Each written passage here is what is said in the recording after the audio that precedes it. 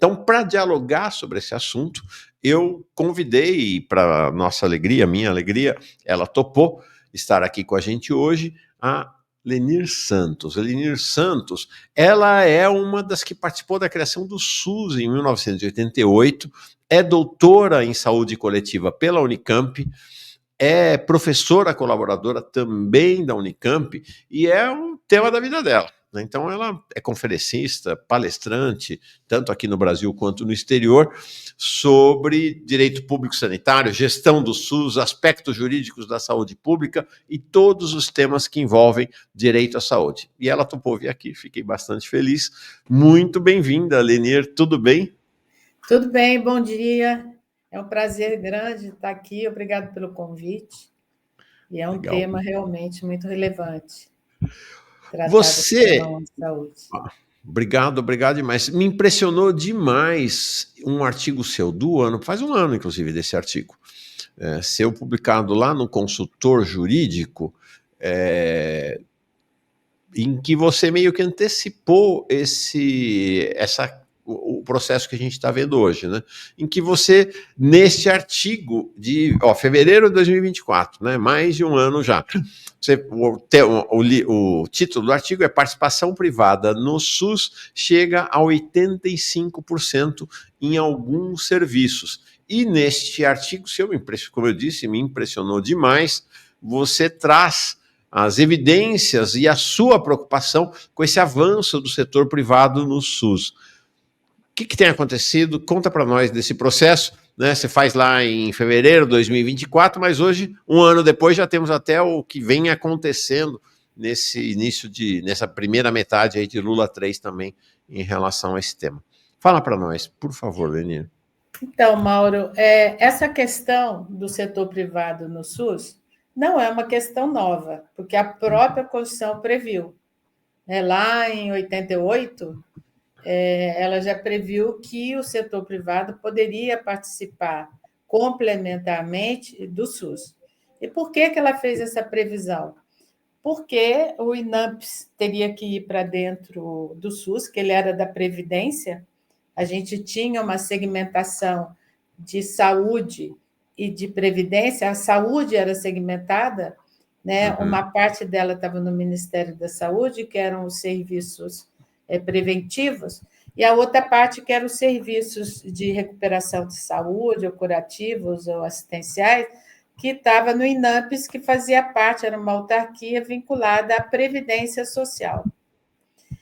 E também só era para quem fosse beneficiário do regime geral de Previdência Social. Né? Então, e, na época, 70% dos serviços do INAMPS eram prestados pelo setor privado contratado. O INAMPS só tinha 30% de serviços próprios. Então, não tinha outra saída, realmente, de que não houvesse essa previsão, porque jamais o poder público iria, né, ter 70% que ele não tinha, que faltava a ele dos serviços.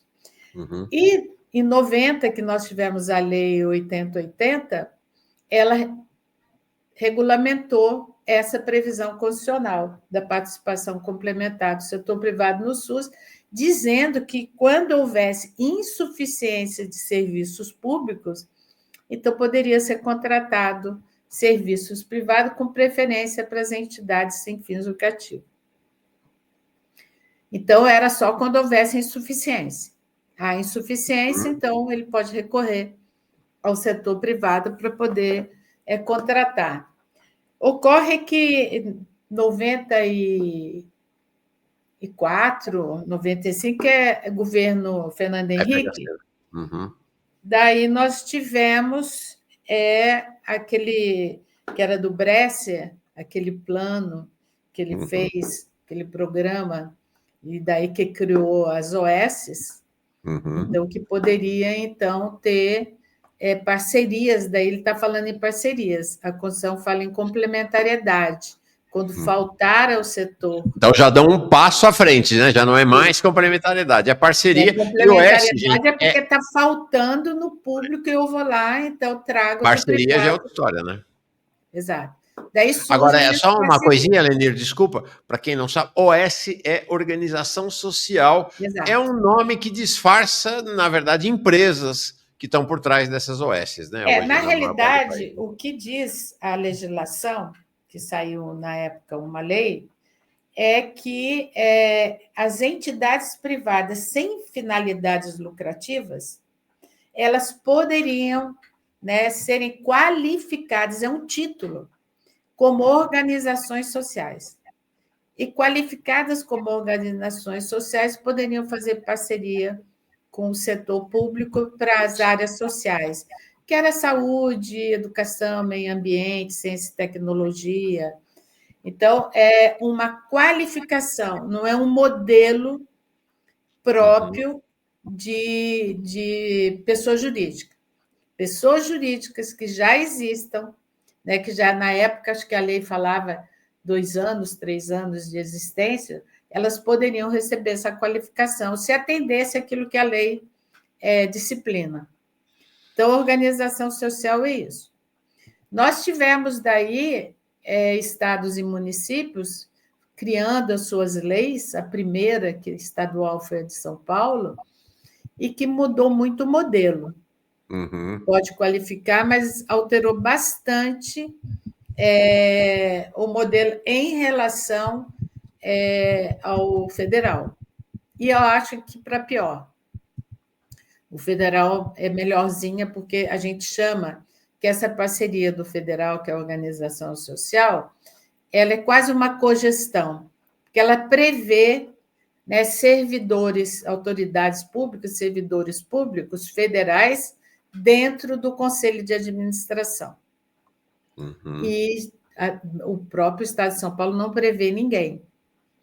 Então, ele Mais tira um passo, né? Sai da complementaridade para parceria, para uma presença do parceria que a gente setor pode chamar de público. uma cogestão, porque os dois, digamos, o ente público e o ente privado estão juntos no Conselho de Administração e já vai para um modelo onde exclui representantes da entidade pública, que é parceira, e só põe o privado, né? E daí isso espalhou pelo Brasil, nós temos, daí cada um tem uma lei, e tem uma decisão bem recente, acho que é 2023, do Fachin, de uma situação, eu acho que foi de Goiás, se eu não estou enganada, eu não tenho certeza, que fez um questionamento se a lei federal tem que ser cumprida pelos estados e municípios. Seria uma lei básica, Uhum. de diretrizes, de normas gerais. Quando você tem que observar no estado e no município. E o Fachin disse que sim. Então, nós estamos aí no impasse, porque os modelos existentes não seguem a lei federal. Uhum. E o Fachin determinou que tem que seguir a lei federal, porque ela é uma lei de normas gerais, lei de diretrizes gerais. Isso ainda não foi resolvido, mas está a decisão já publicada. Então, nós temos daí o regime, eu sempre separo e falo, existe um regime da complementariedade que a lei falou, que é quando há ausência de serviço, há insuficiência, e existe uma lei das parcerias, que é a da OS, né, que, na realidade, foi tomando conta, e hoje o que a gente mais tem é organização social e menos tem complementariedade. Perfeito. Leni,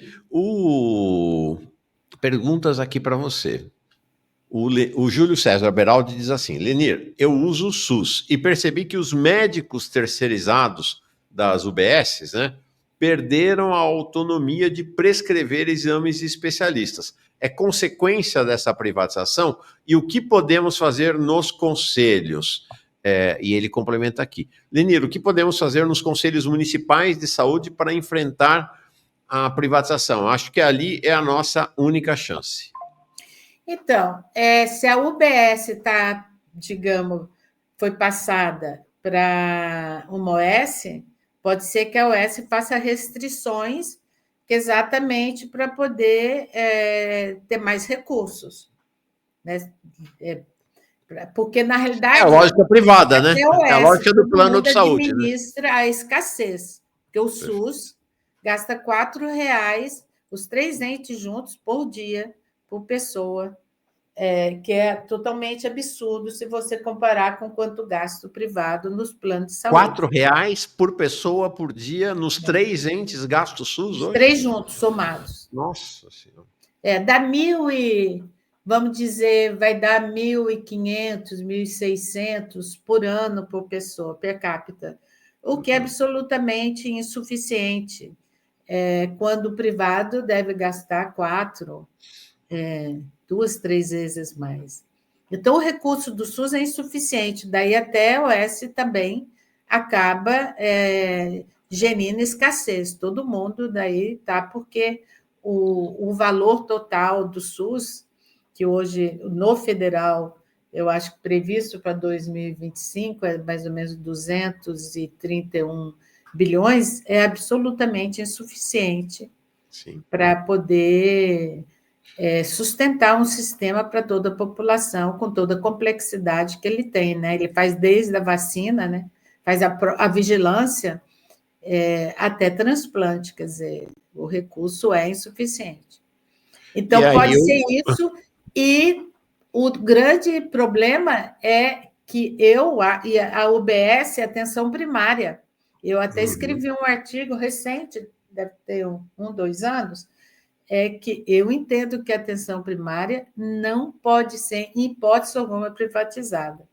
Porque ela é porta de entrada do SUS, ela tem poderes estratégicos de Estado, isso não pode passar. Mas, se você olhar o município de São Paulo, que é enorme, quase toda a atenção primária está privatizada. E outro dia saiu um artigo na Folha de que o Einstein e o Sírio gerem mais leitos do Sistema Único de Saúde do que o deles próprios.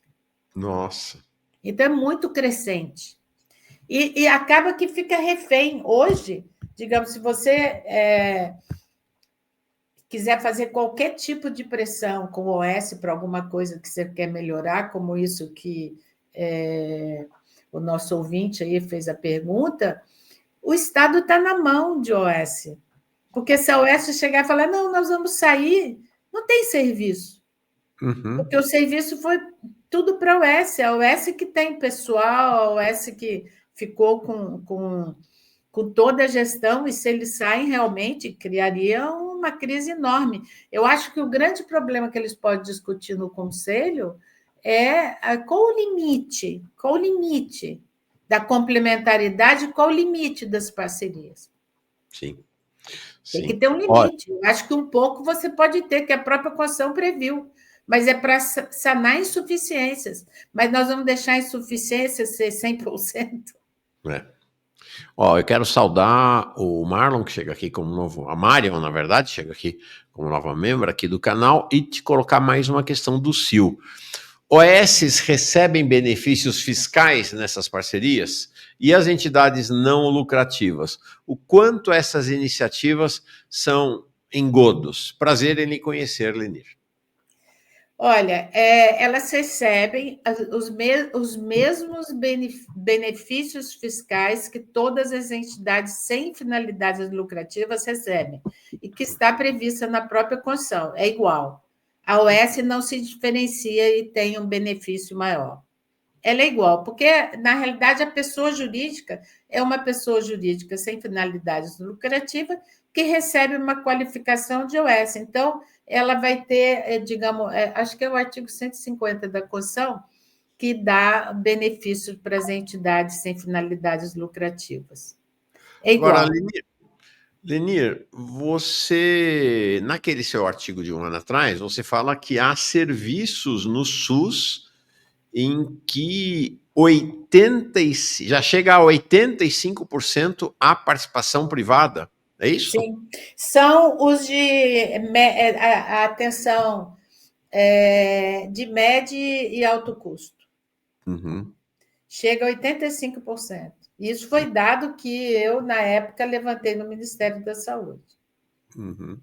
85%. 85% está na mão do privado, maioria sem finalidades lucrativas, e hoje, provavelmente, na mão de OS. Perfeito. Ô, Lenir, diz uma coisa. O grande tema no Ministério da Saúde nesse momento é este programa aí do Mais Especialistas, né? Para o tema dos exames e das cirurgias, que, em tese, levou à queda da ministra Nízia, sob a alegação de que ela não estava tocando o programa, de que estava muito devagar. O ministro Padilha entrou e o primeiro anúncio dele em relação a esse programa é a abertura do espaço para o setor privado, né, para a participação do setor privado para tentar reduzir as filas.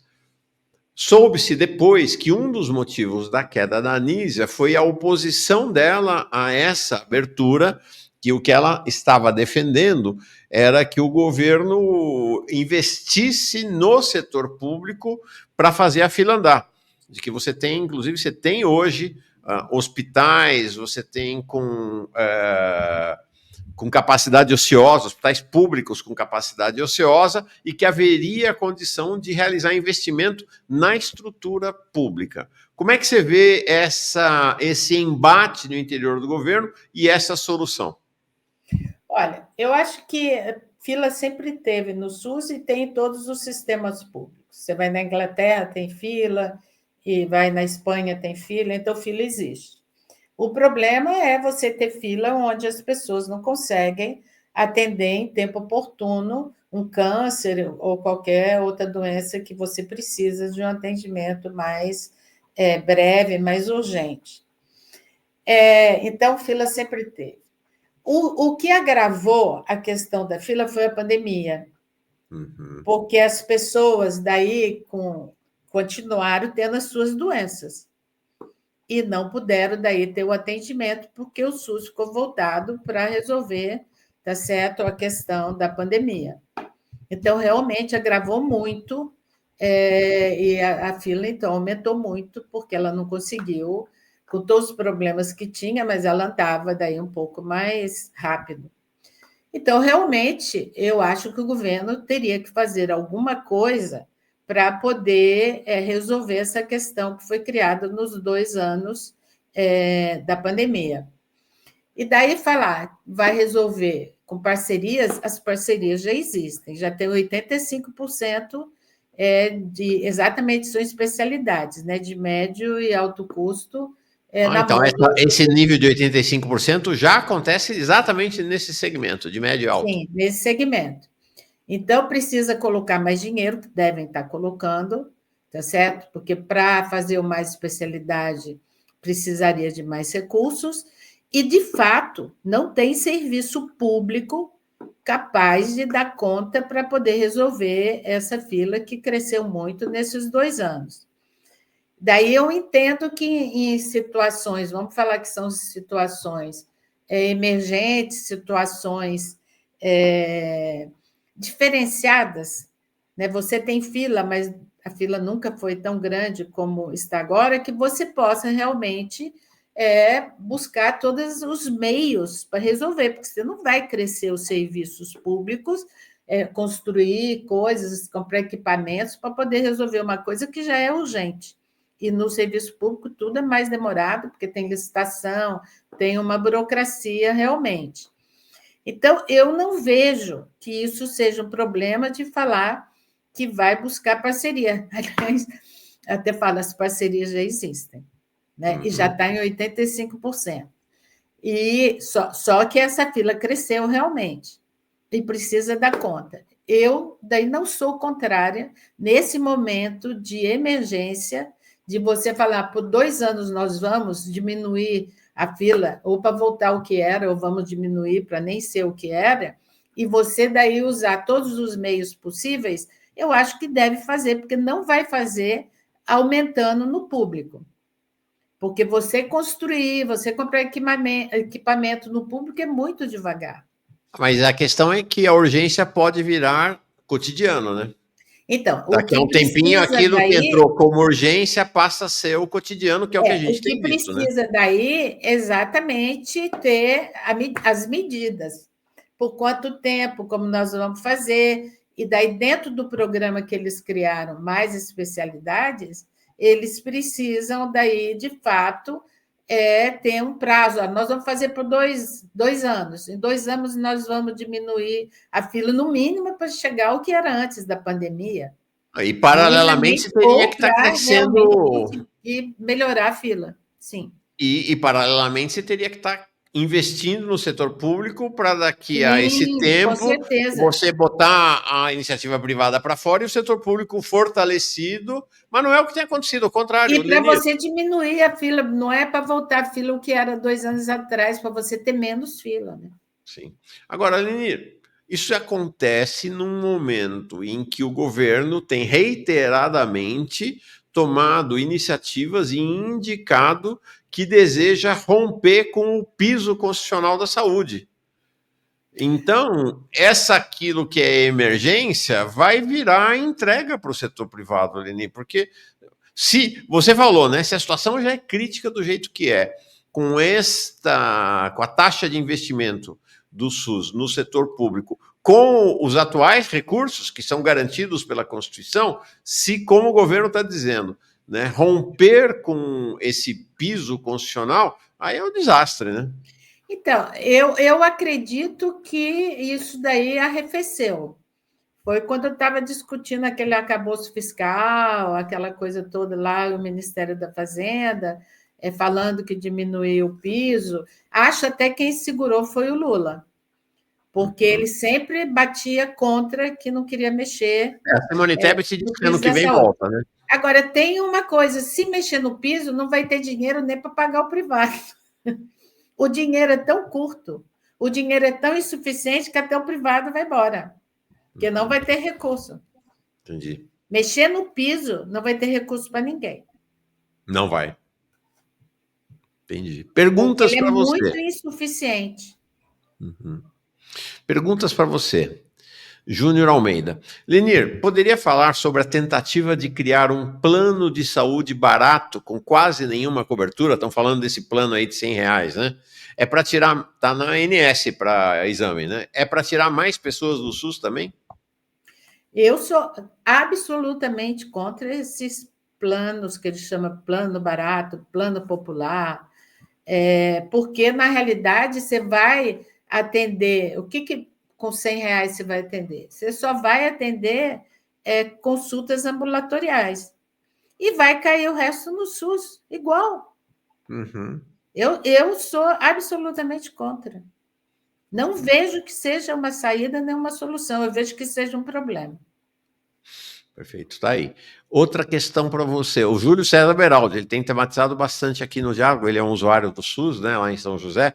Ele diz assim, Lenir, você tem ciência de alguma auditoria TCU nas OSs?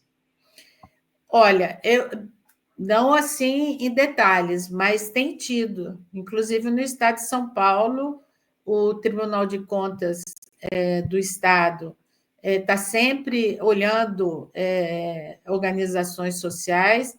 Eu acho que quem está muito em cima de organização social é a Auditoria Federal, como que chama? CGU. CGU. A CGU e em Goiás mesmo teve um grande levantamento e várias OS tiveram que sair do governo. Então, tem tido, não sei se o quanto é necessário, mas tem tido. Perfeito. Legal. Olha, tem mais questões aqui para você, e depois tem uma questão até pessoal, essas coisas do mundo da internet, muito interessante, mas eu chego nela daqui a pouquinho. A primeira, ou tem duas questões que no mesmo sentido, né? O Júlio César Beral diz assim, Lenir, mas o governo não poderia comprar esses hospitais particulares e estatizá-los? E que é um caminho que o CIO aponta aqui também. A única solução mais lógica seria comprar esse contingente de trabalhadores e de estrutura do setor privado, né, em corpo, para integrá-los ao serviço público, garantindo que a elite vai ter que obrigatoriamente vender ou vamos tomar. Como é que você vê esse caminho aí da encampação ou estatização? Eu acho que não teria recurso suficiente para fazer isso. O que eu acho é que tem que parar, que já seria o meio do caminho, parar de entregar o público, porque a OS você entrega o público para o privado. É diferente da complementariedade. Na complementariedade, eu vou lá e compro o serviço de um hospital privado. Compro X leito, compro X hemodiálise, essa coisa. Na OS, não. Eu pego o meu próprio e dou para a OS administrar ou gerir. Então, se a gente conseguir parar de fazer isso, já é meio caminho andado. Então, nós temos que primeiro parar de passar o público para o privado estar fazendo a gestão, principalmente a atenção primária, que eu acho um absurdo, eu acho que, inclusive, é uma ilegalidade. Isso eu acho que já é um caminho excelente, porque e depois ir diminuindo essa gestão de público pelo OS. Parar de fazer e depois ir diminuindo. Legal. Ou seja, fazer um caminho de retomada para o setor público da saúde. Perfeito. Exatamente. Tânia Blanco, se a gente perder o SUS, a gente fica sem nada. É barbárie, né? Barbárie, o que vai fazer? É a barbárie. É a barbárie. É a mesma coisa, Lenir, na área da Previdência, né? A lógica é uma lógica de barbárie, né? Você vai cada vez construindo a aposentadoria das pessoas, você vai fazer. Você vai construindo cada vez mais dificuldade para as pessoas acessarem a Previdência através dessas reformas, né? Teve a do Temer, a Simone Tebet está sinalizando outra aí na frente. Você vai botando elas para fora. Aí você cria o BPC, que é bem menos custoso, entre aspas, para o Estado. Então você empurra as pessoas do sistema de Previdência para o BPC. E aí o passo seguinte é cortar o BPC. Né? É a barbárie, né? Barbárie. Porque isso que foram os grandes avanços da Constituição de 88, né? Foi toda essa parte de direitos sociais. E que nós não podemos perder em hipótese alguma. Né? Lenir, tem uma questão pessoal aqui, da Ana. Ah, não, desculpa. Não era para você, não, era para o Leandro. Perdão. Eu queria trazer uma questão ficando no tema, mas mudando de assunto, que é assim, você é vice-presidente da Fundação Síndrome de Down, Sim. Com sede em Campinas, você foi idealizadora e instituidora, né? Eu tenho uma filha com síndrome de Down. Isso, e é presidente da Federação Brasileira das Associações de Síndrome de Down, com sede em Brasília. Agora eu sou vice-presidente da Federação Ibero-Americana de Síndrome de Down. Tá. Fala dessa sua jornada aí, Lenir, e desse tema. Essa é uma segunda jornada.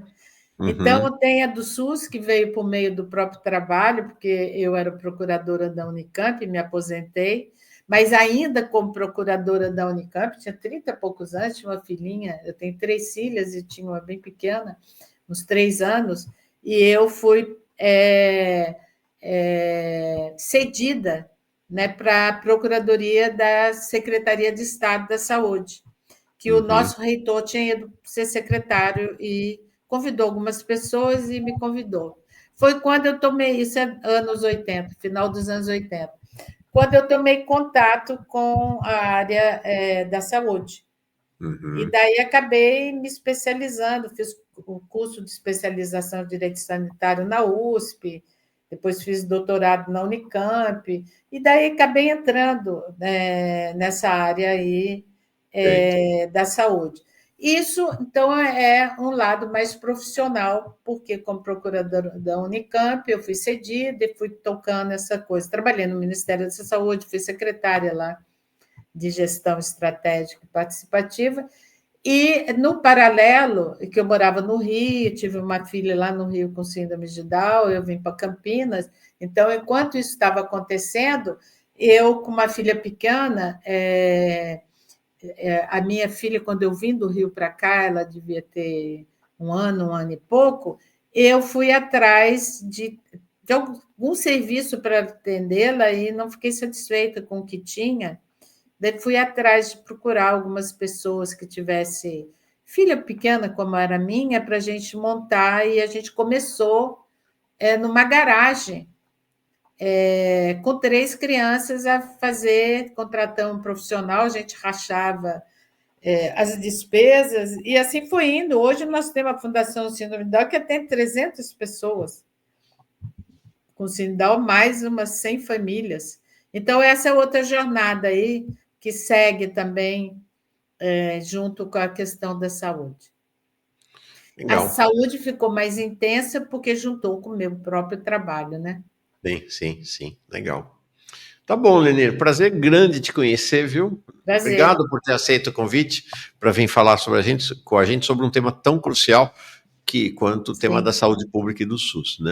Talvez um dos maiores patrimônios do povo brasileiro, né? Uma referência mundial, né, Lenir? Com a IA, temos outra jornada aí. Como é que é? Eu estou dizendo, agora o SUS, com a saúde digital e com a inteligência artificial, vai abrir uma outra porta. E precisa também de dinheiro, né? É verdade.